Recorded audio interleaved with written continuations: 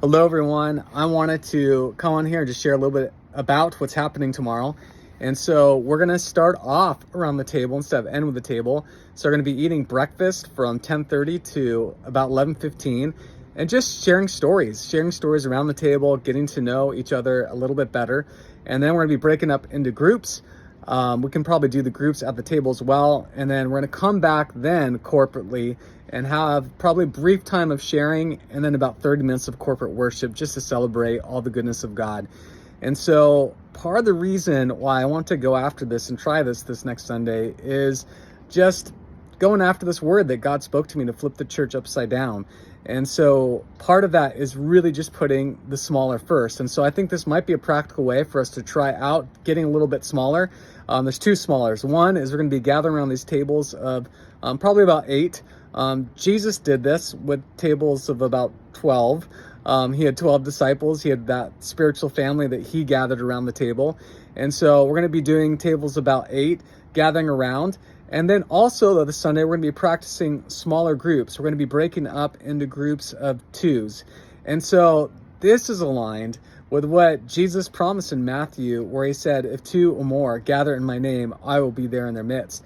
And so Jesus is saying there just needs to be 2 of you gathering together in my name, and I promise to show up in a unique way, because obviously his presence fills the earth. And so he's not talking about just this kind of, this reality that he's everywhere, which is true, but I believe it's a promise of God revealing himself to us in a very real way as we gather in his name. And in his name, biblically, would be in his character, it would be in his likeness. And I would say it's in the purpose to walk in love, because at the heart of Jesus' character is love. God is love.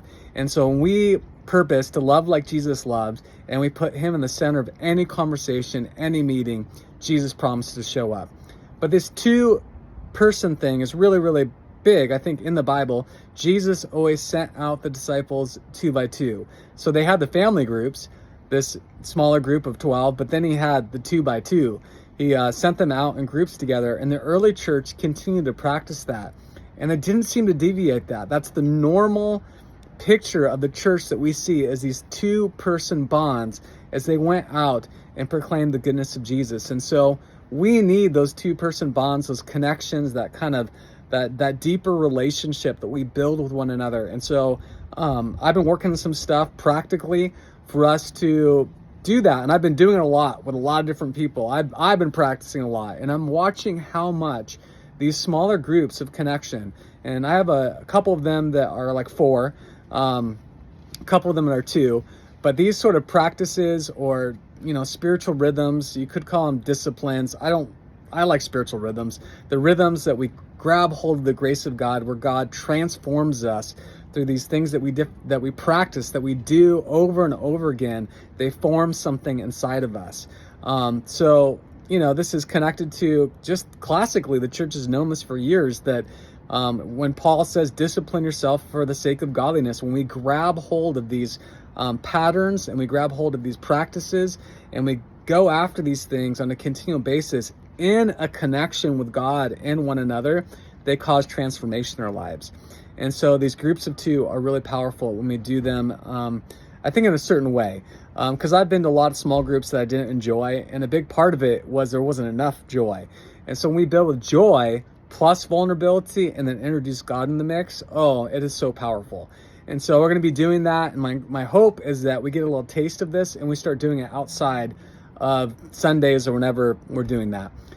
So really, I believe this is God's heart, that we'd move in a place where we learn to do small better. The ultimate small group is you and Jesus. And that's another area that we're going to really be sowing into and going after. How do we connect with Jesus in a vibrant way, on an ongoing vibrant way that feeds our heart, that feels real, that feels authentic? And so we're going to be talking more about that. So we start with the ultimate small group, you and Jesus. And then we move into the next size group, which is you and one other person plus Jesus. And then we move into this sort of family group, which is what we're going to be practicing also around the table. And then we come into the bigger groups, which is the celebration. And so I think what's happened in the body of Christ is we put so much emphasis on this big kind of celebration group that we forgot that the small is what makes the big thrive. When the cells of a body are healthy, the whole body gets healthy. If the cells are sick, the body's going to be sick. And so I believe that we really need to go after learning how to do small well. And if we do small well, it's just going to make the bigger more powerful. And so this Sunday is just another space. We're going to go after just another way of doing this. We're trying out some different ways, seeing what works. I haven't done church like this. I definitely have not done Sunday morning church like this. But the things that I've been taking hold of in the last 2, 3, 4 years of my life has caused more transformation than anything else that I've done in so long. When I first got saved, I experienced this explosion of growth, and then it died down. It slowed down. It kind of became a trickle instead of a, vibrant flowing river. And I'm beginning to discover the vibrant river of God. And it's happening just again, learning how to connect with Jesus in a powerful ongoing way, connecting with one another, building spiritual family, and then coming into these big celebration spots. So we as a church family, we're going to learn how to build smaller. I don't know exactly what it looks like. I have some ideas, but we're going to keep going after it until we learn how to do it really, really well. And Jesus is with us. God is breathing on this stuff all across the earth. This is a movement of God.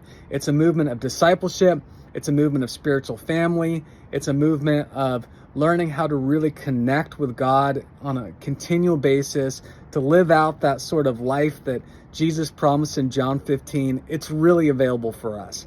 And so I look forward to you guys hanging out with us. We have all these tables set up downstairs right now. I'm upstairs on my balcony. Downstairs, we have all these tables set up. So I'm hoping you guys can come and join us tomorrow. Just want to give an update. Love you guys, and I will see you soon.